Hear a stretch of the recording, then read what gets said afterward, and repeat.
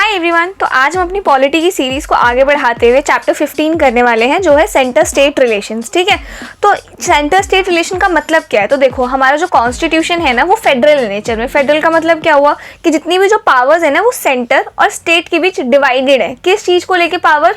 कानून बनाने की पावर जो है, या फिर कानून बन चुका है तो वो अब इम्प्लीमेंट कैसे होगा, कौन करेगा इम्प्लीमेंट, सेंटर करेगा या स्टेट करेगा। तो इस तरीके से रिलेटेड जो भी डाउट्स थे ना उस चीज़ को हमने डिवाइड कर दिया है कि कौन कितना कैसे काम करेगा। सेंटर और स्टेट दोनों के बीच जो कंप्लीट डिवीजन है वो इस चैप्टर में हम पढ़ने वाले हैं, और दोनों के पास अपनी पावर्स को लेके क्या क्या लिमिटेशंस हैं उनको भी इस चैप्टर में हम लोग कवर करने वाले हैं। ठीक है, तो हम करने वाले हैं chapter number 15 centre and state relations. ठीक है, तो जैसा मैंने अभी बताया आपको, constitution of India being federal in structure divide all the power between centre and state. Centre और स्टेट के बीच में पावर्स डिवाइडेड है, लेकिन हमारी जो जुडिशरी है ना उसमें हमने फेडरल सिस्टम ना अपना के यूनिटरी सिस्टम अपनाया है। यानी कि जुडिशरी का कोई ऐसे डिवीजन नहीं है, इंटीग्रेटेड जुडिशरी सिस्टम है। यानी कि ऊपर सुप्रीम कोर्ट है और नीचे हाई कोर्ट है, लेकिन हाई कोर्ट के पास भी पावर्स है कि वो सेंट्रल लॉज को भी क्या कर सकता है, इंप्लीमेंट कर सकता है। तो हाई कोर्ट के पास ऐसा कोई रेस्ट्रिक्शन नहीं है कि सिर्फ अपने स्टेट की ही मतलब जुरिडिक्शन दे सकता है। वो सेंटर से रिलेटेड भी कुछ ऐसी चीजें जिन पे हाई कोर्ट क्या कर सकता है, अपना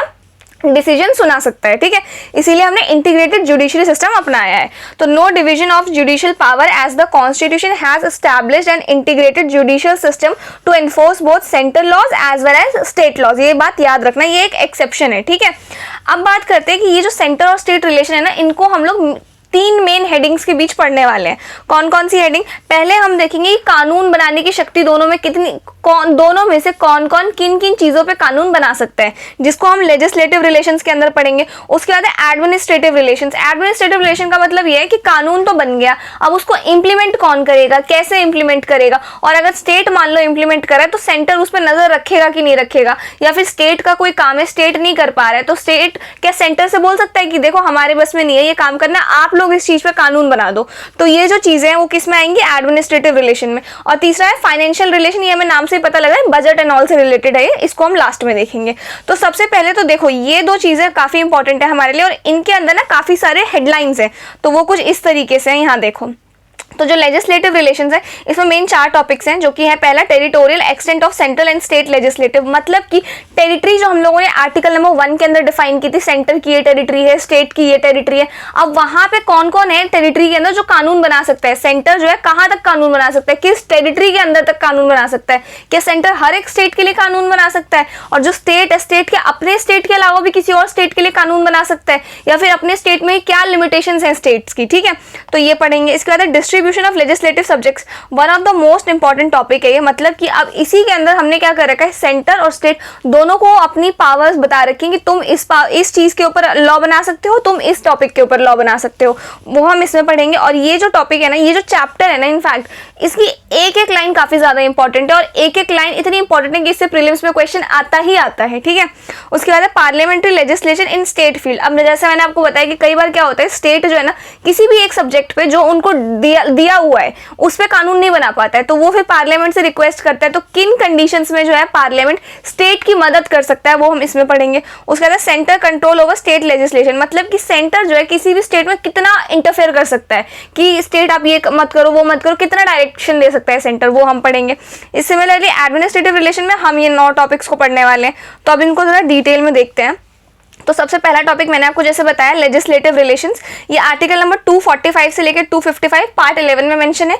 एडमिनिस्ट्रेटिव रिलेशन आर्टिकल 256 से 263 पार्ट 11 में मेंशन है, और फाइनेंशियल रिलेशन आर्टिकल 268 से लेकर 293 पार्ट 12 में मेंशन है। ठीक है, तो मैंने जैसे आपको बताया कि लेजिस्लेटिव रिलेशन में हम लोग 4 चीजें पढ़ने वाले हैं, 4 एस्पेक्ट। पहला क्या है, territorial extent of central and state legislation. देखो, पार्लियामेंट के पास पावर है कि वो इंडिया के किसी भी कोने इंक्लूडिंग मतलब किसी भी स्टेट में पार्लियामेंट जो है अपना टेरिटरी के अकॉर्डिंग कानून बना सकता है। समझ में आया? अब टेरिटरी हमने कौन से आर्टिकल में डिफाइन की थी? आर्टिकल नंबर 1 के अंदर कि इंडिया की टेरिटरी क्या क्या है, स्टेट, यूनियन टेरिटरी और टेरिटरी जो गवर्नमेंट ऑफ इंडिया किसी भी पॉइंट ऑफ टाइम में एक्वायर कर सकती है। तो उस चीज से रिलेटेड पार्लियामेंट जो है होल इंडिया कहीं भी लॉ बना सकता है। दूसरा क्या है, स्टेट लेजिस्लेचर। स्टेट लेजिस्लेचर सिर्फ और सिर्फ अपने स्टेट की टेरिटरी के अकॉर्डिंग ही लॉ बना सकते हैं और वो उन्हीं की स्टेट की टेरिटरी पर एप्लीकेबल है, स्टेट के बाहर एप्लीकेबल नहीं है, ठीक है। तो यहाँ ये क्लियर रखना ये चीज। उसके बाद थर्ड है पार्लियामेंट, यानी कि extra territorial legislation. Extra territorial legislation का मतलब ये है कि कोई एक इंसान जो इंडिया के बाहर रह रहा है लेकिन उसकी प्रॉपर्टी इंडिया में है, या फिर कोई इंसान इंडिया में रह रहा है उसकी प्रॉपर्टी इंडिया के बाहर उसने ले रखी है, ये जो चीज है ये एक्स्ट्रा टेरिटोरियल लेजिस्लेशन के अंदर आती है और इस पे कानून बनाने का हक सिर्फ और सिर्फ पार्लियामेंट को है, ठीक है। तो ये तीन चीजें याद रखना।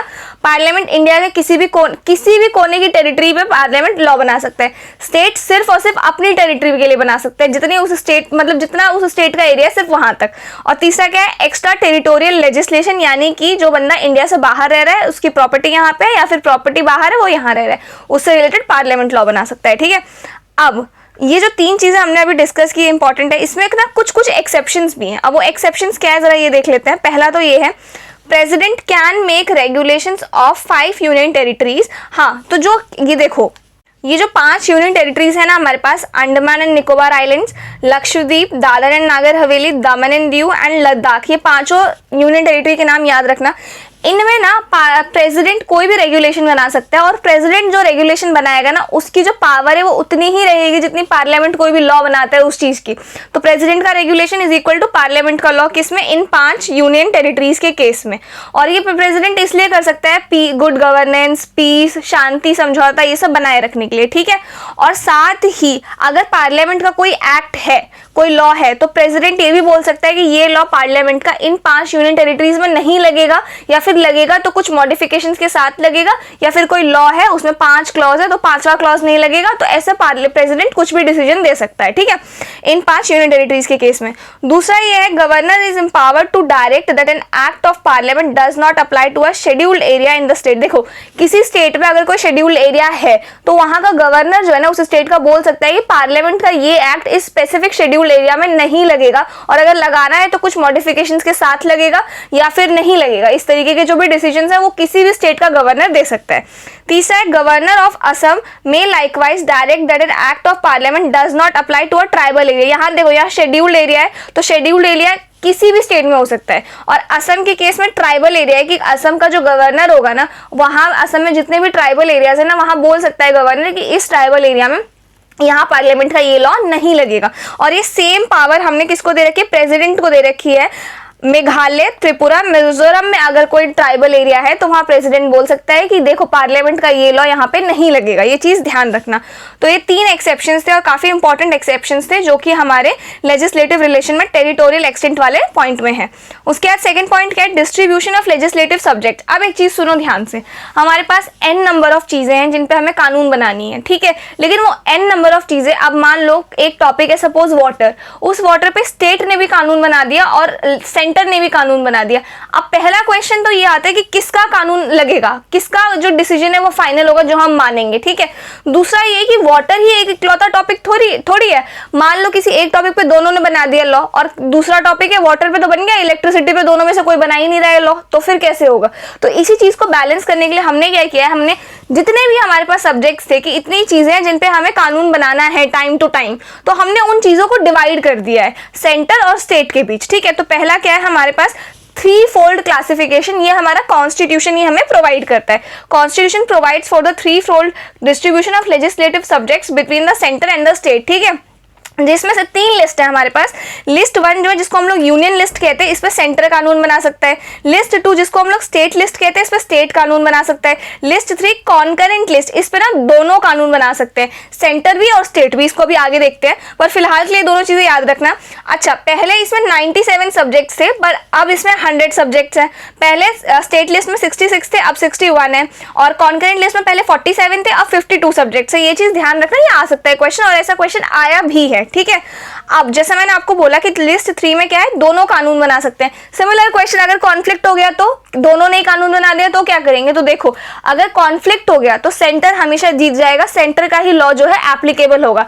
यानी कि किसी भी एक पॉइंट पे, यानी कि सपोज वाटर पे अगर सेंटर और स्टेट दोनों ने ही कानून बना दिया तो सेंटर जीत जाएगा, सेंटर का ही लॉ जो है वो फाइनल होगा। लेकिन अगर स्टेट ने बनाया है और स्टेट जिस भी स्टेट ने बनाया, उस स्टेट लेजिस्लेचर ने वो लॉ बनाने के बाद ना उसको कंजर्व करके रखा हुआ है प्रेसिडेंट की एसेंट के लिए, और प्रेसिडेंट ने भी एसेंट दे दी, मतलब प्रेसिडेंट की भी मंजूरी है, तो फिर स्टेट जीत जाएगा। देखो, in case of conflict between central law and state law on the subject enumerated in the concurrent list, the central law prevails over the state law, but there is an exception if the state has been reserved for the consideration of the president and has received his assent, यानी कि president की मंजूरी मिल गई है, then state law prevails in that state। समझ में आया?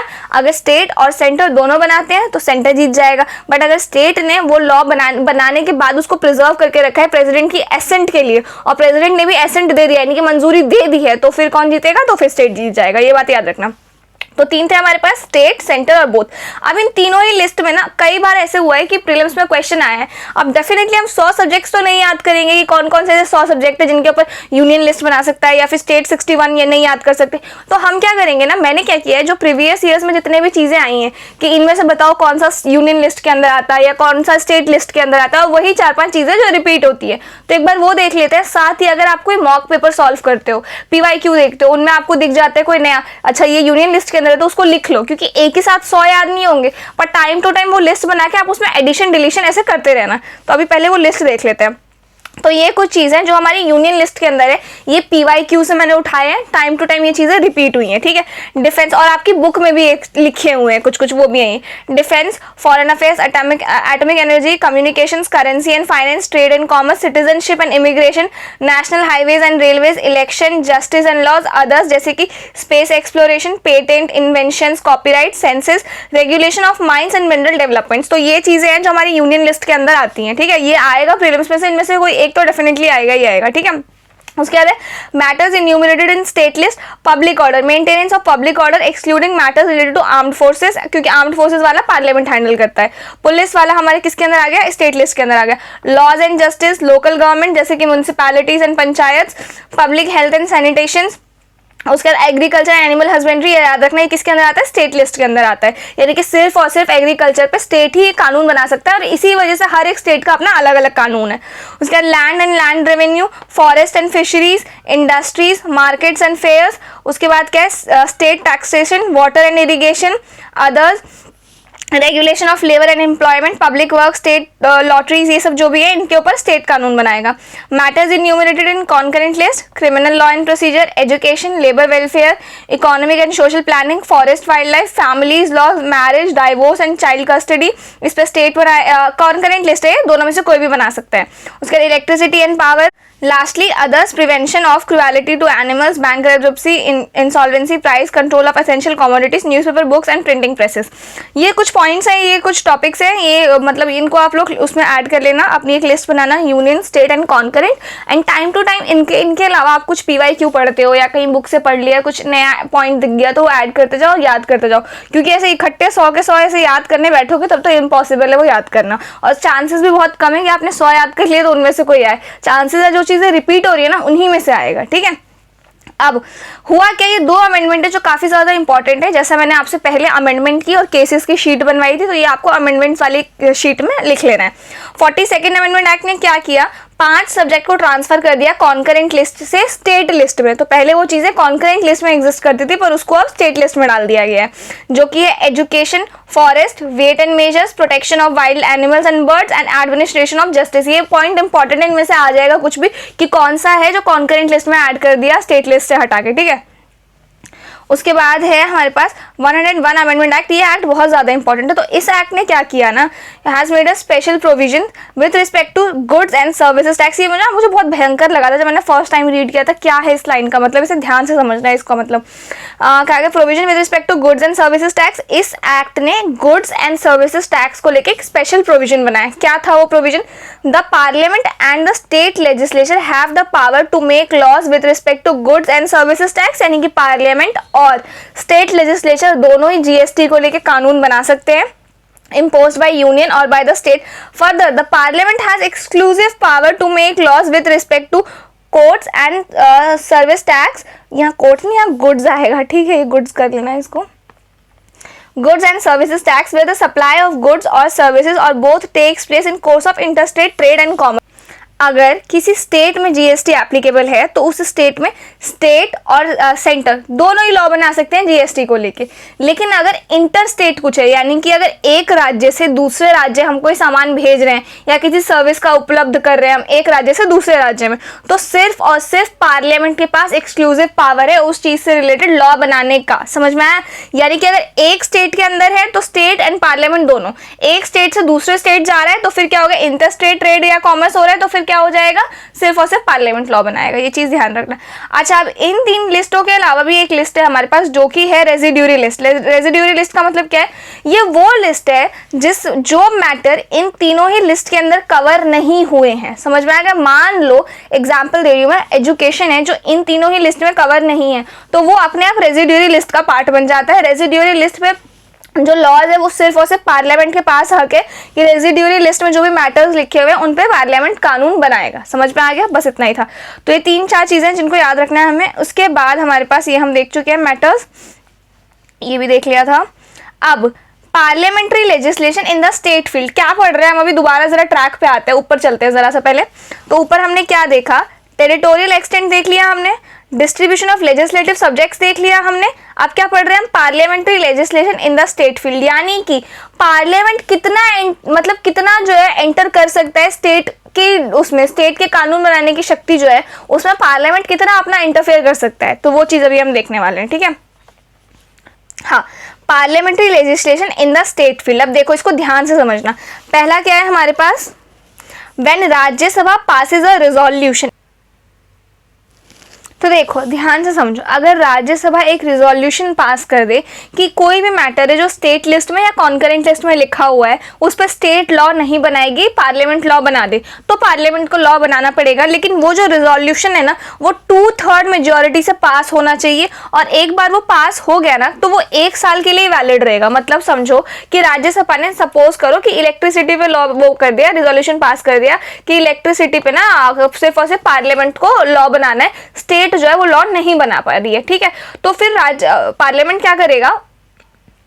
Electricity पे लॉ बना देगा, पर वो किस चीज से पास होना चाहिए? 2/3 ऑफ द मेजोरिटी से पास होना चाहिए। साथ ही ये जो पार्लियामेंट के पास जो हक है ना इलेक्ट्रिसिटी पे लॉ बनाने का, वो सिर्फ और सिर्फ 1 साल तक के लिए वैलिड रहेगा।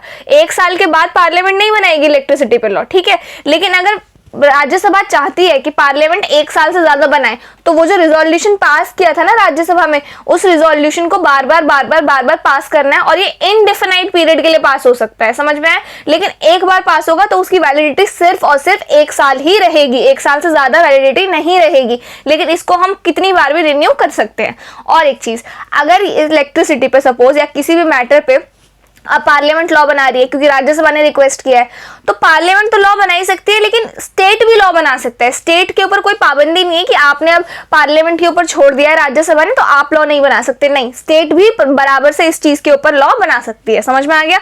दूसरा है हमारे पास, अरे हाँ, ड्यूरिंग अ नेशनल इमरजेंसी। अब हुआ क्या है ना, नेशनल इमरजेंसी आ गई। अब नेशनल इमरजेंसी क्या है? अभी आप इस चैप्टर में 3 वर्ड्स देखोगे, नेशनल इमरजेंसी, प्रेसिडेंट्स रूल और फाइनेंशियल इमरजेंसी। इन तीनों ही चैप्टर को हम नेक्स्ट चैप्टर हम करेंगे इमरजेंसी वाला, उसमें पढ़ेंगे। अभी के लिए ध्यान रख लो, नेशनल इमरजेंसी कोई शब्द है, मतलब कोई ऐसी आपातकालीन स्थिति आ गई है कुछ जो जिसमें स्टेट जो है वो काम नहीं करेगा, इस तरीके से याद रख लो।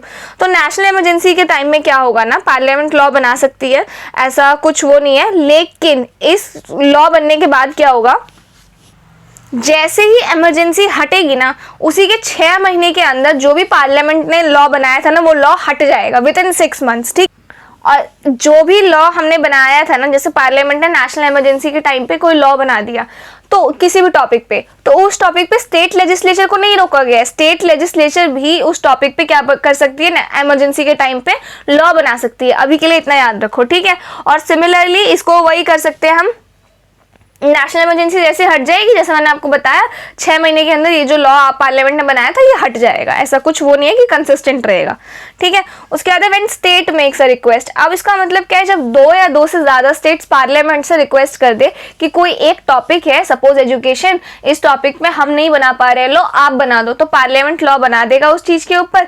और साथ ही जिन स्टेट्स ने रिक्वेस्ट किया है सिर्फ उन्हीं स्टेट पर वो लॉ एप्लीकेबल हो। ऐसा नहीं होगा कि पार्लियामेंट ने बना दिया तो सारे स्टेट्स पर एप्लीकेबल होगा, नहीं, जिन स्टेट्स ने रिक्वेस्ट की है ना उन्हीं स्टेट्स पर ये लॉ क्या होगा, एप्लीकेबल होगा, ये चीज ध्यान रखना। लेकिन अब इस केस में देखो, इन दोनों केसेस में क्या था, पार्लियामेंट तो लॉ बना रहा था पर इनसे भी ना पावर नहीं छीनी गई थी लॉ बनाने की, चाहे राज्यसभा ने रिक्वेस्ट किया हो चाहे नेशनल इमरजेंसी का टाइम हो।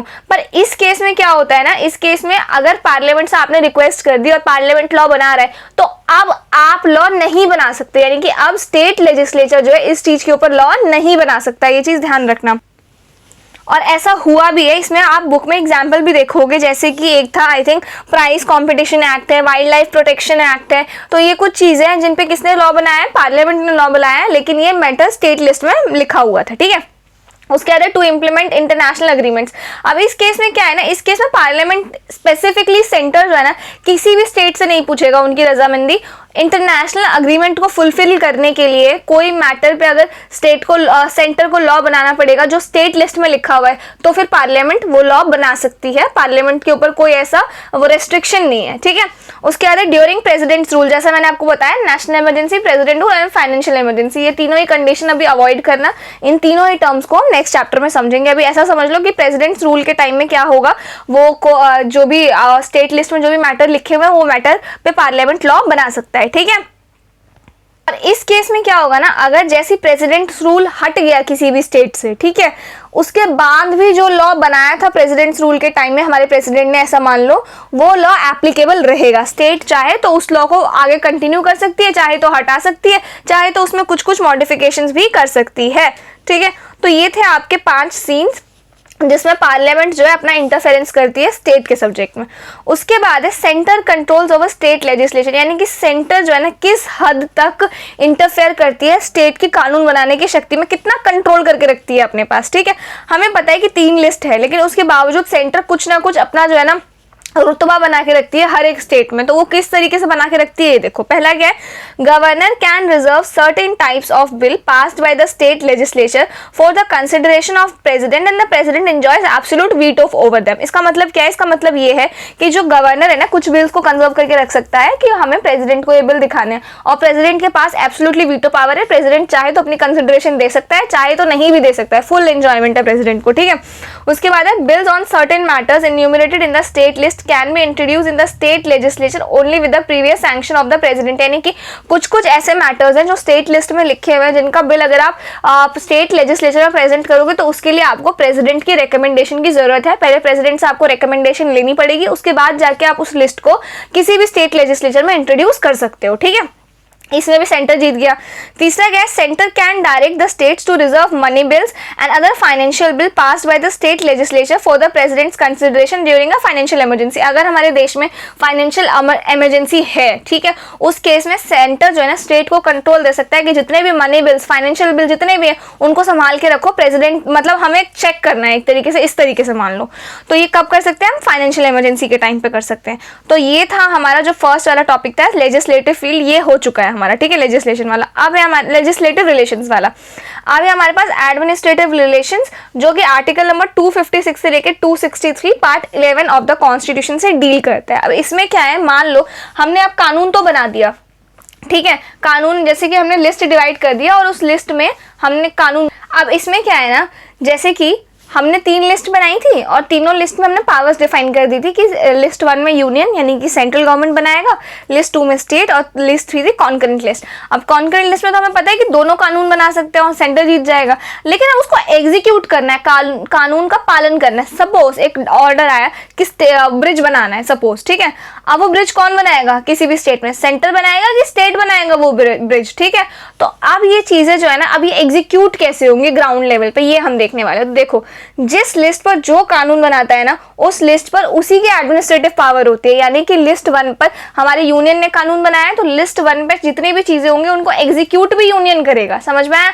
लिस्ट 2 पर अगर स्टेट ने कानून बनाया है तो स्टेट ही उनको एग्जीक्यूट करेगा। और लिस्ट 3 कॉन्करेंट लिस्ट, इस केस में क्या है ना, अगर सेंटर ने कानून बनाया है तब भी स्टेट को एग्जीक्यूट करना पड़ेगा, और अगर स्टेट ने बनाया तब भी स्टेट को एग्जीक्यूट करना पड़ेगा। तो कॉन्करेंट वाले में भले ऑर्डर हमारा पार्लियामेंट देगा पर उसको एग्जीक्यूट कौन करेगा, जिस स्टेट के लिए ऑर्डर गया उस स्टेट की स्टेट लेजिस्लेचर, ठीक है।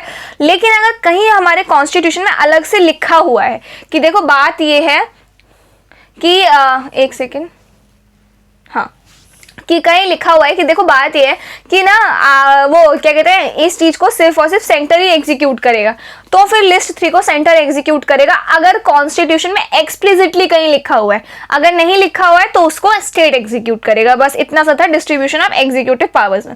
उसके बाद है obligation of state and the centre, मतलब कि 2 कंडीशन है जब सेंटर जो है ना एग्जीक्यूटिवली रेस्ट्रिक्शन डाल सकता है स्टेट पर, मतलब कि सेंटर बोल सकता है कि नहीं आप ये काम नहीं कर सकते हो। तो पहला क्या है, स्टेट जब भी अपनी एग्जीक्यूटिव पावर इंप्लीमेंट करेगा ना तो हमेशा ध्यान रखे कि उसके अंदर पार्लियामेंट के जो कानून है ना उनका भी कॉम्प्लायंस हो, यानी कि उनका भी पालन हो एक तरीके से, जैसे कि to ensure compliance with the laws made by the parliament and the existing law which apply in the state। यानी कि ये 2 ऐसी ऑब्लिगेशंस है जो स्टेट को फॉलो करनी है।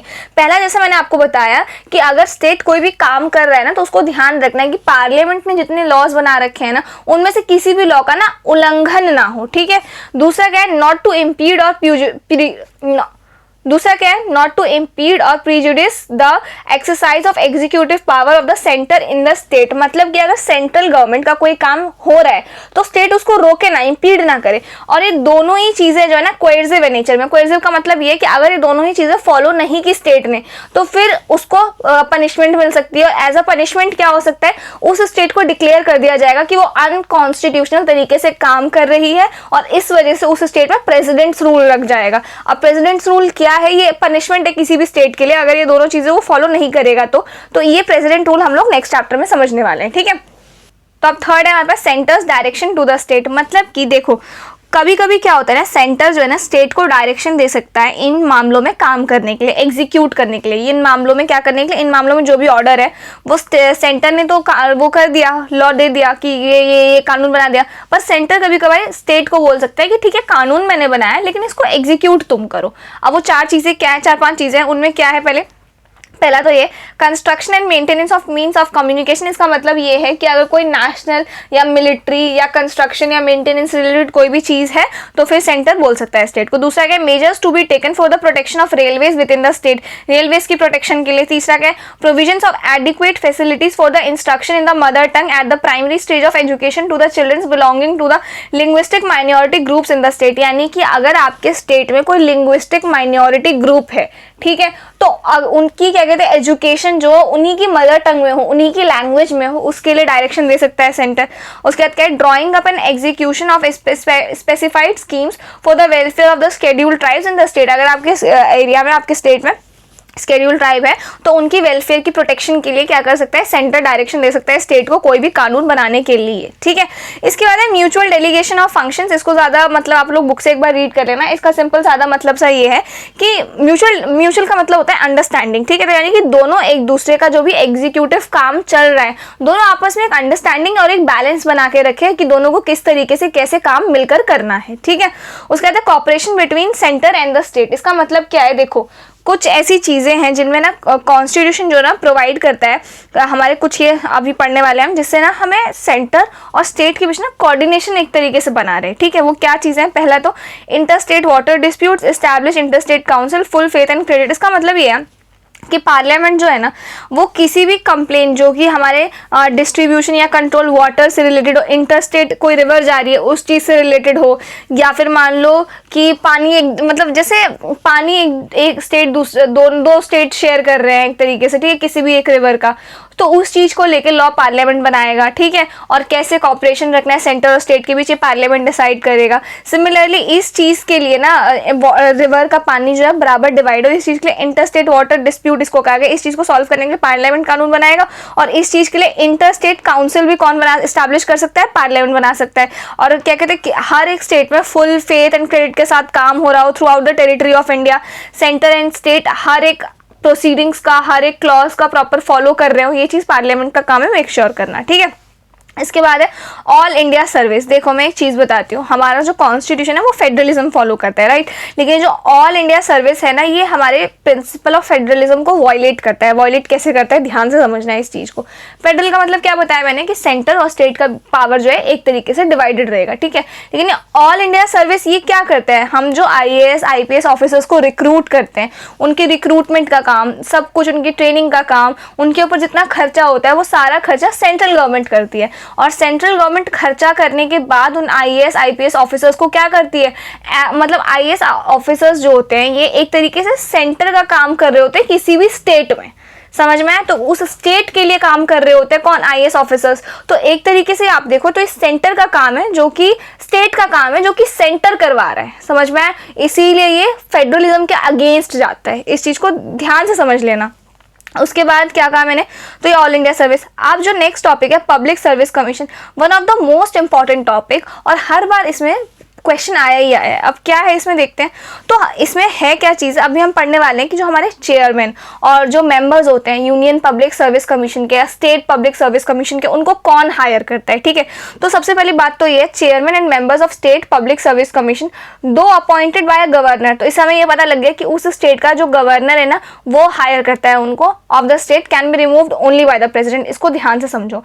तो जो स्टेट पब्लिक सर्विस कमीशन है, जैसे कि Uttar Pradesh public service commission हो गया, या भी किसी भी स्टेट का जो पब्लिक सर्विस कमीशन होता है, ठीक है, तो उनके जो मेंबर्स और जो चेयरमैन होते हैं वो उसी स्टेट के गवर्नर्स चूज करते हैं, लेकिन उनको हटा कौन सकता है उनकी पोजीशन से, सिर्फ और सिर्फ प्रेसिडेंट हटा सकता है। ये चीज़ ध्यान रखना एकदम। दूसरी चीज़ क्या है, ये प्रेसिडेंट की एक तरीके से पावर है, ठीक है। Parliament can establish a joint state public service commission. मान लो कि उत्तर प्रदेश आपका और हिमाचल प्रदेश आपका, ये दो अलग अलग स्टेट्स हैं, पर इन स्टेट्स का अपना अलग अलग स्टेट पब्लिक सर्विस कमीशन ना होकर joint state public service commission है। तो ये कौन बना सकता है, पार्लियामेंट बना सकता है। कब बना सकता है, जब दो या दो से ज़्यादा स्टेट लेजिस्लेचर जो है रिक्वेस्ट करे, ठीक है, concern the chairman and members for the JPR appointed by the president. और जब ये जॉइंट पब्लिक सर्विस कमीशन बन जाएगा ना, तो इसके जो मेंबर्स और चेयरमैन हैं ये अब गवर्नर नहीं अपॉइंट करेंगे, प्रेसिडेंट अपॉइंट करेंगे। तो अगर किसी स्टेट का स्टेट पब्लिक सर्विस कमीशन है तो सिर्फ और सिर्फ वहां के गवर्नर अपॉइंट करेंगे, बट अगर किसी दो स्टेट का मिलकर जॉइंट पब्लिक सर्विस कमीशन बन गया है तो प्रेसिडेंट अपॉइंट करेंगे, और उनको रिमूव भी कौन कर सकता है, प्रेसिडेंट कर सकता है, ठीक है। उसके बाद यूनियन पब्लिक सर्विस कमीशन यानी कि हमारा UPSC can serve the needs of the state on request of state governor and with approval of president. यानी कि जैसे मान लो कोई स्टेट पब्लिक सर्विस कमीशन है, बट वो जो है ना किसी भी कैंडिडेट को रिक्रूट नहीं कर पा रहे हैं या फिर उनकी ट्रेनिंग नहीं कर पा रहे हैं, किसी भी तरीके से UPSC यानी कि यूनियन पब्लिक सर्विस कमीशन की उनको हेल्प चाहिए, तो UPSC उनकी हेल्प कर देगा। लेकिन कब, जब वहां के प्रेसिडेंट, मतलब कब हेल्प करेगा, जब जो हमारे जो प्रेसिडेंट है वो UPSC को परमिशन दे दे कि ठीक है आप लोग इनकी हेल्प कर सकते हो, इस पर्टिकुलर स्टेट की आप लोग हेल्प कर सकते हो तब, ठीक है। उसके बाद क्या है, UPSC assist the state in the framing and operating schemes of joint recruitment for any services for which candidate processing special qualification when requested bye 2 और मोर स्टेट, समझ में। और हाँ एक चीज और, अगर UPSC किसी स्टेट की हेल्प कर रहा है ना तो प्रेसिडेंट ने उसको बोला होगा ठीक है करो, लेकिन प्रेसिडेंट भी कब बोलेगा, जब उस स्टेट के गवर्नर की परमिशन होगी से, मतलब उस स्टेट के गवर्नर परमिशन देंगे उस स्टेट को कि ठीक है आप UPSC से रिक्वेस्ट करो कि वो आपकी हेल्प करेगा। और UPSC कब करेगा, जब प्रेसिडेंट उनको परमिशन दे देंगे तब। ये चेन याद रखना। इसके बाद है हमारे पास इंटीग्रेटेड जुडिशियल सिस्टम। ये हमें पता है कि हमारे ऊपर कौन है, सबसे पहले हाई कोर्ट, सुप्रीम कोर्ट है, फिर कौन है, हाई कोर्ट है, और फिर लोकल कोर्ट्स तो आते ही है नीचे। अब ये चीज ध्यान से सुनो, डिस्ट्रिक्ट कोर्ट्स हो गए या जो भी लोकल कोर्ट्स है वो इसके अंदर है। अब कोई केस है, जैसे ये है, इसको कोई अपना एक प्रॉपर्टी रिलेटेड कुछ भी सॉल्व करवाना है तो वो डायरेक्ट यहाँ नहीं चला जाएगा सुप्रीम कोर्ट, समझ में आया, पहले उसे लोकल कोर्ट्स में जाना पड़ेगा, जो भी डिस्ट्रिक्ट कोर्ट्स और जो भी लोअर लेवल के कोर्ट्स होते हैं उनके पास जाना पड़ेगा। उनकी जजमेंट से अगर ये बंदा खुश नहीं है तब ये हाई कोर्ट में गुहार लगाएगा, अगर ये हाई कोर्ट की जजमेंट से भी खुश नहीं है तब जाके सुप्रीम कोर्ट होगा, समझ में आया। तो डायरेक्ट सुप्रीम कोर्ट नहीं हो सकता। डायरेक्ट सुप्रीम कोर्ट सिर्फ और सिर्फ एक ही कंडीशन में हो सकता है, जब हमारे फंडामेंटल राइट्स को क्या कर रहे हो, वॉयलेट हो रहे हो हमारे फंडामेंटल राइट, सिर्फ उस केस में हम डायरेक्ट सुप्रीम कोर्ट जा सकते हैं, अदरवाइज हमारे पास कोई राइट नहीं है डायरेक्ट सुप्रीम कोर्ट जाने का। ये चीज ध्यान रखना। अब है रिलेशंस ड्यूरिंग इमरजेंसी, इसको हम इमरजेंसी वाले चैप्टर में कवर करेंगे, ठीक है। इसके बाद हमारे पास एक्स्ट्रा कॉन्स्टिट्यूशनल डिवाइसेस, जैसे कि हमारा जो वो है ना एक्स्ट्रा कॉन्स्टिट्यूशन बॉडीज होती हैं, जैसे कि नीति आयोग हो गया, या नहीं नॉन कॉन्स्टिट्यूशन बॉडीज जैसे कि नीति आयोग हो गया या प्लानिंग कमीशन हो गए, ये लोग कैसे काम करते हैं इस तरीके से, तो बस ये एक बार आप लोग बुक से रीड कर लेना, ठीक है। तो ये था हमारा एडमिनिस्ट्रेटिव रिलेशन। अब है हमारे पास फाइनेंशियल रिलेशंस। तो यहाँ से ना मैं इसका पार्ट 2 आई थिंक अपलोड कर दूंगी, क्योंकि वीडियो ऑलरेडी काफ़ी ज़्यादा लेंदी हो गया है। तो यहाँ इसको हम लोग नेक्स्ट वीडियो में करते हैं, फाइनेंशियल रिलेशंस। एंड हमारा है क्वेश्चंस इसके करेंगे, previous year plus practice questions, इसमें बहुत सारे क्वेश्चंस हैं। साथ ही जो इसका नेक्स्ट चैप्टर है हमारे पास, जो कि I think inter state relations है, उस चैप्टर को हम लोग क्या करेंगे नेक्स्ट इसी में कवर कर देंगे, previous year questions and practice questions जब हम लोग कर रहे होंगे तब, क्योंकि वो चैप्टर इतना इंपॉर्टेंट है नहीं, और एक रीडिंग अगर आप कर लोगे तो वो भी आपकी मोर देन सफिशिएंट है। बाकी अगर इस चैप्टर को समझाने में कोई पॉइंट मेरे से मिस हो गया हो या कुछ भी हो गया हो तो कॉमेंट्स में लिख देना, मैं पिन कर दूंगी उसको। साथ ही मुझे बताना है लेक्चर आपको कैसे लगा, और अगर आपने इन केस कोई भी ये पीडीएफ अगर आपको चाहिए तो वो आपको टेलीग्राम ग्रुप में मिल जाएगी, मैं लिंक डिस्क्रिप्शन में डाल दूंगी। और अगर आपने पॉलिटी की कोई भी सीरीज छोड़ी है तो स्क्रीन पे आपके प्लेलिस्ट आ रही होगी, उनमें वो प्लेलिस्ट देख लेना, ठीक है। And I will see you in the next video.